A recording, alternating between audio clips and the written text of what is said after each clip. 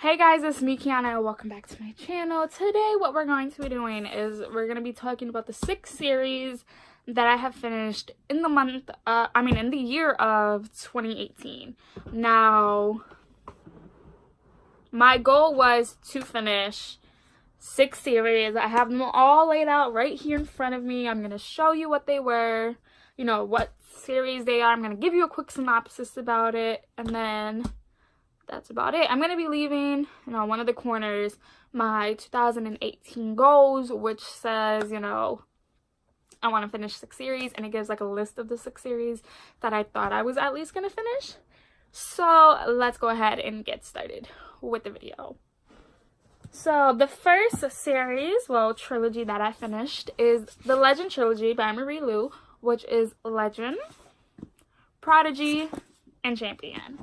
Now, in these 3 books, we follow 2 different characters, Day and June. Now, Day is the most wanted person in the Republic of America, and June is given the task to find him after her brother is killed, and she is shown to be the most promising, soldier in, their nation. But together, they unlock a shit ton of truth. They go over to the colonies, and they find out so much more than what they've bargained for. Now, this was the first series I've ever finished by Marie Lu. I started reading this after I read Warcross by Marie Lu, and I just love it. I completed the series in May, I believe it was, and I love it, and this is going to be one of the series that I try to reread in 2019. So the second series that I finished is the Raven Cycle series by Steve Otter, which is the Raven Boys, the Dream Thieves, Blue Lily Lily Blue, and of course the Raven King. Now this follows a group of 4 boys, Gansey, Rowan, Adam, and Noah. And in in this entire series, they're trying to find the Raven King because they believe that when they find him and when they wake him up, one of them is going to be granted a wish. And in the first book, we meet a girl named Blue, and she comes from a family of psychics, and she has been told her entire life that if she kisses her true love, she is going to kill him. She does, join the Raven Boys, and she does start dating Adam. And, they slowly find out which one of them is going to die that year and everything. I love this freaking series. I heard we're going to get a Rowan trilogy, and I'm super freaking excited for that. And that's just, whew, I love this. I love this series. I love everything Steve Otter writes. Well, except for 1 book. But I love this series. If you haven't read this series, you should read it.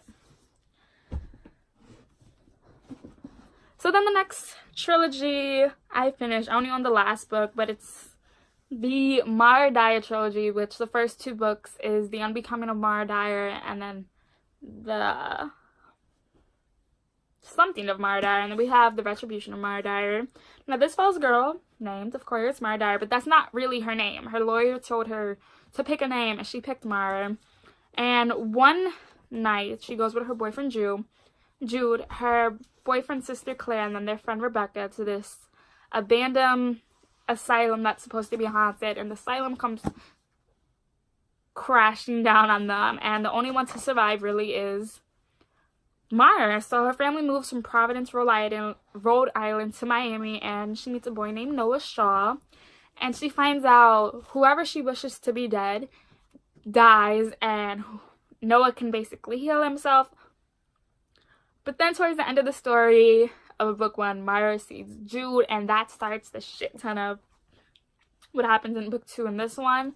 I love/hate the series for many reasons, and of course my Goodreads link for this one will be down below for my review. But there's certain parts in here that I hate, trigger warnings for rape, for suicidal thoughts, and it's just, I hate/love it. I love the friendships in here. I hate the family aspect in this series. But yeah, you guys, if this feels like something up your alley, you should go ahead and read this. But I recommend picking up like this trilogy like in October, November. We have another trilogy that is yet my favorite one, and that is the Winners Trilogy by Marie Wachowski, with book 1 being The Winner's Curse, book 2 being The Winner's Crime, and book 3 being The Winner's Kiss. Now, in book 1, we meet a girl named Kestrel, and she goes with her friend Jess to the market, and they end up going to a slave trade and a slave auction. And Kestrel ends up buying this slave, Aaron, and she's basically deemed with the winner's curse. And she slowly falls in love with him, which is a big no-no in their community, but she does. She falls for him, and it ensues this shitload of problems. And I freaking love this series, and oh, I need like a spin-off of this trilogy, and I need Marie Wachowski to give it to me now. So then we're going into our big series, and I finally finished it after so many years, and that is the Heroes of Olympus series by Rick Riordan.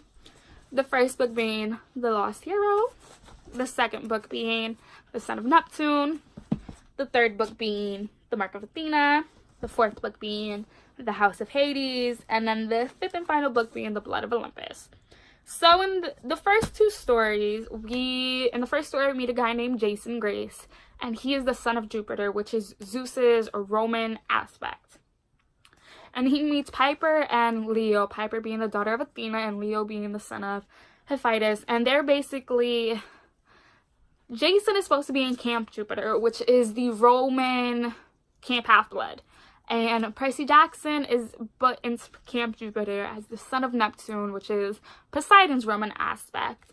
And that is a big no-no. The Romans hate Neptune for whatever reason. And then Percy meets Hazel, which is the daughter of Pluto. Now, she was already dead. She wasn't supposed to be brought back to life. And then she meets Frank, which is a son of Ares. I don't know what his Roman form is, but he's also a shapeshifter from his Chinese god's aspect, which I still need a story about that. So basically, the reason that Jason and Percy were switched was because Gaia, the mother goddess, is rising, and Hera wants to band together her Roman demigods and her Greek demigods for them to put their differences aside and fight together to, one, defeat Gaia, and two, to stop having the Roman and the Greek side of the gods fighting anymore.